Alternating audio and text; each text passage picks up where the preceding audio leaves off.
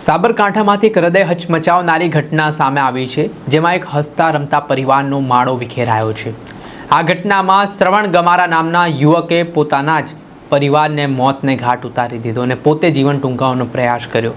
કેમ શ્રવણ ગમારે આ પગલું ભર્યું, વિગતે સમજીએ આ વિડીયોમાં।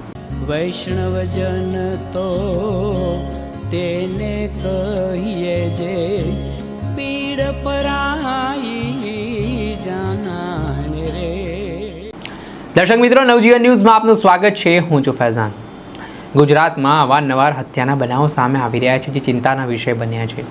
ત્યારે સાબરકાંઠા જિલ્લાના ખેડ બ્રહ્મા તાલુકાના સંગ્રામપુરા ગામે એક ચોંકાવનારી ઘટના સામે આવી છે, જેનાથી સૌ કોઈ ચોંકી ઉઠશે। આ ઘટનામાં શ્રવણ ગમારા નામના યુવકે પોતાના જ હસતા રમતા પરિવારને કુહાડીના ઘા ઝીંકીને મોતને ઘાટ ઉતારી દીધું। આ ઘટના બપોરના સમયની આસપાસની મનાઈ રહી છે, જેમાં શ્રવણ ગમારાને એવી આશંકા હતી કે તેની પત્ની અન્ય યુવક સાથે સંપર્કમાં છે, એટલે તેને તેના પત્નીના ચારિત્ર ઉપર શંકા હતી ને તેના કારણે અવારનવાર ઘરમાં કંકાસ થતો હતો। આ ઘર કંકાસના પગલે આજે શ્રવણ ગમારા ઘરે પહોંચે છે। તેની પત્ની સાથે તેની બોલાચાલી થાય છે ને જોતજોતામાં મામલો બીચકે છે ને ઉશ્કેરાયેલો શ્રવણ છે તે ઘરમાં રહેલી કુહાડી કાઢે છે અને કુહાડી વડે તે તેના પત્ની પર ઘા ઝીંકવા લાગે છે। આ ઘટના બાદ આ જે યુવક છે તેના માતા અને પુત્ર પણ વચ્ચે પડે છે દરમિયાનગીરીમાં। ત્યારે માતા અને પુત્ર પર પણ આ યુવક કુહાડીના ઘા ઝીંકતા બંને લોકોના મોત નીપજ્યા છે। જ્યારે આ યુવકની પત્નીને ગંભીર ઇજાઓ પહોંચતા તેઓ અમદાવાદના સિવિલ હોસ્પિટલમાં સારવાર હેઠળ છે।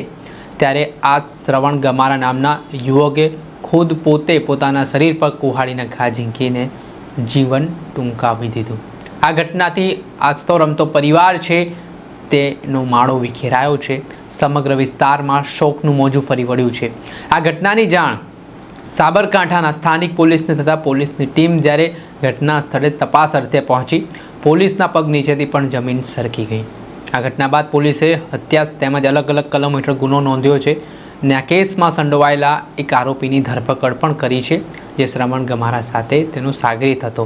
હાલ આ મામલાની પૂછપરછ કરવામાં આવી રહી છે ને આ જે મહિલા હતી, પત્ની હતી શ્રવણ ગમારાની, તે સિવિલ હોસ્પિટલમાં જીવન મરણ વચ્ચે ઝૂલા ખાઈ રહી છે।